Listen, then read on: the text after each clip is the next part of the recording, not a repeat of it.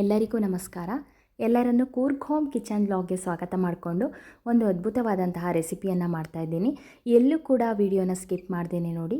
In case ನನ್ನ video ಏನಾದರೂ ಇಷ್ಟ ಆದರೆ ಪ್ಲೀಸ್ ಒಂದು ಲೈಕ್ ಮಾಡಿ, ಹಾಗೆಯೇ ನಿಮ್ಮ ಫ್ರೆಂಡ್ಸ್ ಆ್ಯಂಡ್ ಫ್ಯಾಮಿಲಿಗೆಲ್ಲ ಶೇರ್ ಮಾಡಿ ಅಂತ ಹೇಳ್ತಾ ಇವತ್ತಿನ ವಿಡಿಯೋವನ್ನು ಸ್ಟಾರ್ಟ್ ಮಾಡೋಣ ಬನ್ನಿ.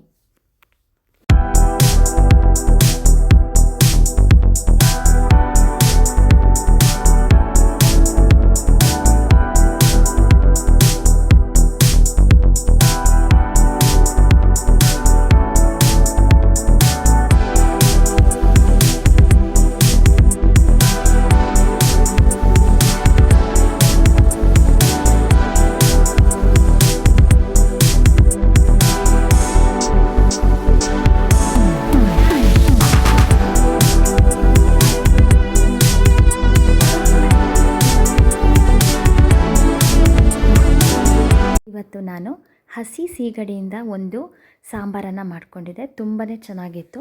ಇದು ಸಾಂಬಾರು ಥರನೂ ಅಲ್ಲ, ಒಂಥರ ಗಸಿ ಟೈಪಲ್ಲಿ ತುಂಬ ಈಸಿಯಾಗಿಯೂ ಕೂಡ ಮಾಡ್ಕೊಳ್ಬೋದು. ತುಂಬಾ ಚೆನ್ನಾಗಿರುತ್ತೆ. ಅದನ್ನು ಇವತ್ತು ಹೇಗೆ ಮಾಡೋದು ಅಂತ ಹೇಳಿಬಿಟ್ಟು ನೋಡ್ಕೊಂಡು ಬರೋಣ. ಇವಾಗ ನಾನು ಒಂದು ಬಾಣಲೆಯನ್ನು ಇಟ್ಕೊಂಡು ಅದಕ್ಕೆ ಸ್ವಲ್ಪ ಬಟರನ್ನು ಹಾಕ್ಕೊಳ್ತಾ ಇದ್ದೀನಿ. ಇದು ಬಟರನ್ನು ಹಾಕಿದ್ರೆ ತುಂಬಾ ಚೆನ್ನಾಗಾಗುತ್ತೆ. ಈ ಸೀಗಡಿಗೆ ತುಂಬಾ ಚೆನ್ನಾಗಿರುತ್ತೆ. ಈ ಬಟರ್ ಪ್ರಾನ್ ಮಸಾಲ ಬರುತ್ತೆ ನೋಡಿ, ಆ ರೀತಿಯಾಗಿರುತ್ತೆ. ಅದಕ್ಕೆ ನಾನು ಒಂದು 2 ಟೇಬಲ್ ಸ್ಪೂನ್ ಆಗುವಷ್ಟು ಬಟರನ್ನು ಹಾಕ್ಕೊಂಡು ಆನಂತರ ನಾನು ಇದಕ್ಕೆ ಕರಿಬೇವಿನ ಸೊಪ್ಪನ್ನು ಕೂಡ ಹಾಕ್ಕೊಳ್ತಾ ಇದ್ದೀನಿ. ಈ ಕರಿಬೇವಿನ ಸೊಪ್ಪೆಲ್ಲ ಚೆನ್ನಾಗಿ ಫ್ರೈ ಆದ ನಂತರ ನಾನು ಇದಕ್ಕೆ ಈರುಳ್ಳಿಯನ್ನು ಹಾಕ್ಕೊಳ್ತೀನಿ.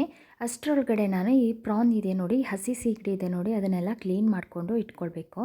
ಇದು ಅಲ್ಲೇ ಕ್ಲೀನ್ ಮಾಡ್ಕೊಂಡು ಬಂದು ಆನಂತರನೂ ಕೂಡ ಇದರಲ್ಲಿ ಒಂಥರ ದಾರ ಟೈಪ್ ಇರುತ್ತೆ ಈ ಥರ ಬೆನ್ನಲ್ಲೆಲ್ಲ, ಅದನ್ನು ನಾನು ಇದು ಚಾಕುವಿಂದ ನಾನು ಅದನ್ನು ಕಟ್ ಮಾಡಿಕೊಂಡು ಅದನ್ನೆಲ್ಲ ಕ್ಲೀನ್ ಮಾಡಿಕೊಂಡು ಇಟ್ಕೊಂಡಿದ್ದೀನಿ.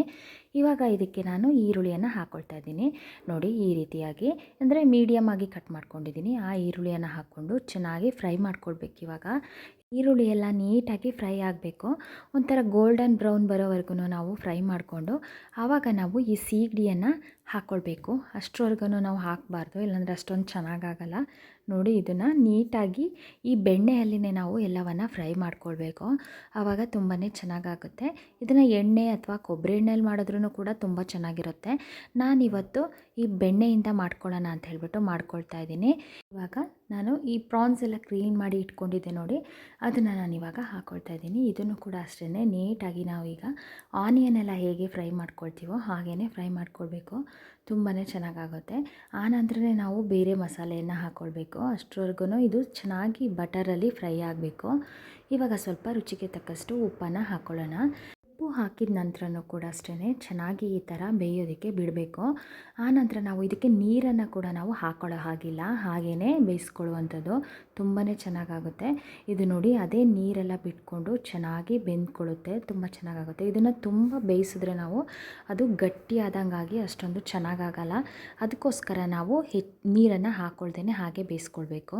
ಇದೇ ನೀರು ಬಿಟ್ಕೊಳ್ಳೋದ್ರಿಂದ, ಈ ನೋಡಿ ಸೀಗಡಿನೇ ನೀರು ಬಿಟ್ಕೊಳ್ಳೋದ್ರಿಂದ ಅದರಲ್ಲೂ ಕೂಡ ನಾವು ಈ ಟೊಮೆಟೊ ಹಣ್ಣು ಹಾಕಿದಾಗೆಲ್ಲ ಅದೇ ಕೂಡ ನೀರನ್ನು ಬಿಟ್ಕೊಳ್ಳುತ್ತೆ. ಅದಕ್ಕೋಸ್ಕರ ನೋಡಿ ಈ ರೀತಿಯಾಗಿ ಚಿಕ್ಕದಾಗಿ ಕಟ್ ಮಾಡಿಕೊಂಡು ನಾನು ಈ ಟೊಮೆಟೊ ಹಣ್ಣನ್ನು ಹಾಕ್ಕೊಳ್ತಾ ಇದ್ದೀನಿ. ನಾನು ಒಂದು 2 ಟೊಮೆಟೊ ಹಣ್ಣನ್ನು ನಾನು ಹಾಕ್ಕೊಳ್ತಾ ಇದ್ದೀನಿ. ಇದು ಒಂದು ಅರ್ಧ kg ಸೀಗಡಿ ಇದೆ. ಇದು ಮಾಡುವಾಗ ಅದೆಲ್ಲ 1 kgಲಿ ಒಂದು ಅರ್ಧ kg ಸಿಗುತ್ತೆ ನಮಗೆ, ಅದನ್ನೆಲ್ಲ ಕ್ಲೀನ್ ಮಾಡಿದಾಗ ನೋಡಿ. ಅದನ್ನು ನಾನು ಇವಾಗ ಟೊಮೆಟೊ ಹಣ್ಣನ್ನು ಇದ್ರ ಜೊತೆ ಹಾಕ್ಕೊಂಡು ನೀಟಾಗಿ ಈ ರೀತಿಯಾಗಿ ಫ್ರೈ ಮಾಡ್ಕೊಳ್ತಾ ಇದ್ದೀನಿ ನೋಡಿ. ಟೊಮೆಟೊ ಹಣ್ಣೆಲ್ಲ ಹಾಕಿದರೆ ಅದಾಗೆ ನೀರು ಬಿಟ್ಕೊಳ್ಳುತ್ತೆ. ಅದಕ್ಕೋಸ್ಕರ ನಾವು ಇದಕ್ಕೆ ನೀರನ್ನು ಹಾಕ್ಕೊಳ್ಬಾರ್ದು. ನಾವೇನಾದರೂ ಸಾಂಬಾರು ಮಾಡುವಾಗ ಮಾತ್ರ ನಾವು ಹಾಕ್ಕೊಳ್ಬೇಕಾಗುತ್ತೆ.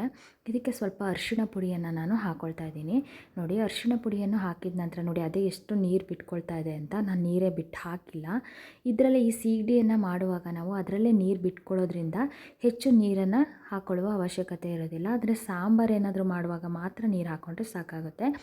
ಇದು ಒಂದು 15 ನಿಮಿಷ ಬೇಯಿಸ್ಕೊಂಡ್ರೆ ನಮಗೆ ಚೆನ್ನಾಗಿ ಬೆಂದುಬಿಡುತ್ತೆ. ತುಂಬ ಬೇಯಿಸೋಕೆ ಹೋದರೆ ಅದು ಗಟ್ಟಿಯಾದಂಗೆ ಆಗಿಬಿಡುತ್ತೆ. ಅದಕ್ಕೋಸ್ಕರ ಒಂದು 15 ನಿಮಿಷ ಈ ಥರ ಮುಚ್ಚಳವನ್ನು ಮುಚ್ಚಿಬಿಟ್ಟು ಬೇಯಿಸ್ಕೊಂಡ್ರೆ ಸಾಕಾಗುತ್ತೆ. ಇವಾಗ ನಾವು ಮಸಾಲೆ ಏನೆಲ್ಲ ಹಾಕ್ಕೊಳ್ತೀವಿ ಅದನ್ನು ನಾವು ಹಾಕ್ಕೊಂಡ್ರೆ ಸಾಕಾಗುತ್ತೆ ನೋಡಿ. ಇವಾಗ ನಾನು ಶುಂಠಿ ಬೆಳ್ಳುಳ್ಳಿ ಪೇಸ್ಟನ್ನು ಕೂಡ ಹಾಕ್ಕೊಳ್ತಾ ಇದ್ದೀನಿ.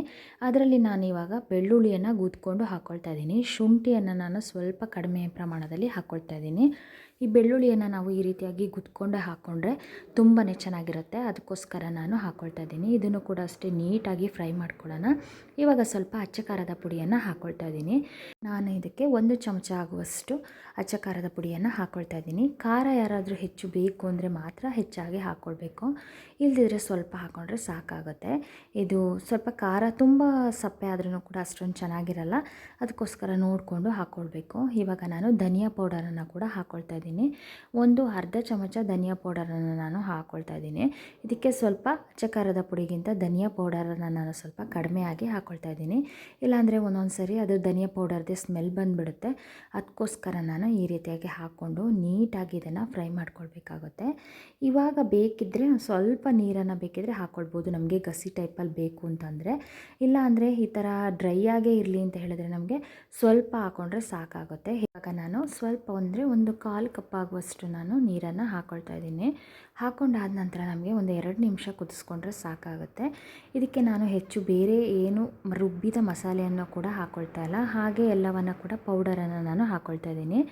ನೋಡಿ, ಈ ಥರ 1/4 ಕಪ್ ಆಗುವಷ್ಟು ನೀರನ್ನು ಹಾಕ್ಕೊಂಡು ನೀಟಾಗಿ ಈ ಥರ ಎಲ್ಲ ತಿರುಗಿಸ್ಕೊಂಡು 1-2 ನಿಮಿಷ ಹಾಗೆ ಕುದಿಯೋದಕ್ಕೆ ಬಿಟ್ಟರೆ, ಮತ್ತು ಇದಕ್ಕೆ ಸ್ವಲ್ಪ ಕೊತ್ತಂಬರಿ ಸೊಪ್ಪನ್ನು ಚಿಕ್ಕದಾಗಿ ಕಟ್ ಮಾಡ್ಕೊಂಡಿರುವಂತಹ ಕೊತ್ತಂಬರಿ ಸೊಪ್ಪನ್ನು ಹಾಕೋದು 1-2 ನಿಮಿಷ ಕುದಿಸ್ಕೊಂಡ್ರೆ ನಮಗೆ ಈ ಬಟರ್ ಪ್ರಾನ್ ಮಸಾಲ ರೆಡಿಯಾಗುತ್ತೆ. ತುಂಬಾ ಈಸಿಯಾಗಿ ಮತ್ತು ತುಂಬಾ ಸಿಂಪಲ್ಲಾಗಿ ಕೂಡ ಮಾಡ್ಕೊಳ್ಬೋದು. ತುಂಬಾ ಚೆನ್ನಾಗಿರುತ್ತೆ ಟೇಸ್ಟ್ ಕೂಡ. ನೋಡಿ, ಈ ಥರ ಬಂದಿರುತ್ತೆ. ಇದು ರೊಟ್ಟಿ ಚಪಾತಿಗೆ ಎಲ್ಲದಕ್ಕೂ ಕೂಡ ತುಂಬ ಚೆನ್ನಾಗಿರುತ್ತೆ ಮತ್ತು ತುಂಬ ಬೇಗನೂ ಕೂಡ ಮಾಡ್ಕೊಳ್ಬೋದು. ಇದು ಯಾವುದೇ ಮಸಾಲೆ ರುಬ್ಬೋದಾಗಲಿ ಏನನ್ನು ಕೂಡ ಹಾಕ್ತೇನೆ ಕೂಡ ಈಸಿಯಾಗಿ ಮಾಡ್ಕೊಳ್ಬೋದು. ನಾವು ಮನೆಯಲ್ಲಿ ಏನು ಮಸಾಲೆನ ಇಟ್ಕೊಂಡಿರ್ತೀವೋ ಅದೇ ಮಸಾಲೆಯನ್ನು ಹಾಕಿಬಿಟ್ಟು ಮಾಡ್ಕೊಳ್ಬೋದು. ತುಂಬ ಚೆನ್ನಾಗಿರುತ್ತೆ. ಇದಕ್ಕೆ ಮೊದಲೇ ಸ್ವಲ್ಪ ಕೊತ್ತಂಬರಿ ಸೊಪ್ಪನ್ನು ಹಾಕಿದೆ. ಇವಾಗ ಕೊನೆಯದಾಗಿ ಒಂದು ಸ್ವಲ್ಪ ಚಿಕ್ಕದಾಗಿ ಕಟ್ ಮಾಡ್ಕೊಂಡಿರುವ ಕೊತ್ತಂಬರಿ ಸೊಪ್ಪನ್ನು ಹಾಕ್ಕೊಳ್ತಾ ಇದ್ದೀನಿ. ಈ ಕೊತ್ತಂಬರಿ ಸೊಪ್ಪೆಲ್ಲ ಹಾಕಿದ್ರೆ ಇದಕ್ಕೆ ತುಂಬಾ ಚೆನ್ನಾಗಿರುತ್ತೆ. ಟೇಸ್ಟ್ ಕೂಡ ಅಷ್ಟೇ ತುಂಬ ಚೆನ್ನಾಗಾಗುತ್ತೆ. ಇದು ಒಂದು ಸಲ ಟ್ರೈ ಮಾಡಿ ನೋಡಿ. ತುಂಬ ಈಸಿಯಾಗಿಯೂ ಕೂಡ ಮಾಡ್ಕೊಳ್ಬೋದು. ತುಂಬ ಬೇಗನೂ ಕೂಡ ಆಗುವಂಥ ರೆಸಿಪಿ ಇದು.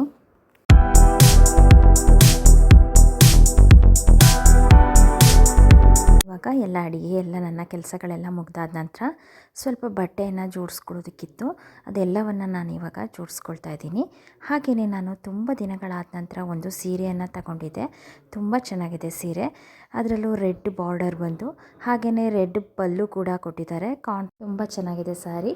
ಹಾಗೆಯೇ ಈ ಬ್ಲೂ ಸ್ಯಾರಿಗೆ ಈ ರೆಡ್ ಕಲರ್ ಬ್ಲೌಸ್ ಕೊಟ್ಟಿದ್ದಾರೆ. ಹಾಗೆ ರೆಡ್ ಕಲರ್ ಪಲ್ಲು ಮತ್ತು ಬಾರ್ಡರ್ ಕೂಡ ರೆಡ್ ಆಗಿದೆ. ತುಂಬ ಚೆನ್ನಾಗಿದೆ ಸೀರೆ. ಒಂಥರ ಹೆವಿ ಅಂತ ಅನಿಸೋದೇ ಇಲ್ಲ, ಒಂಥರ ಲೈಟ್ ವೆಯ್ಟಾಗಿ ತುಂಬ ಚೆನ್ನಾಗಿದೆ. ಮುಟ್ಟೋದಕ್ಕೂ ಅಷ್ಟೇ ಒಂಥರ ತುಂಬ ಸಾಫ್ಟ್ ಆಗಿದೆ. ತುಂಬ ಇಷ್ಟ ಆಯಿತು ಸೀರೆ ಇದು ನನಗೆ.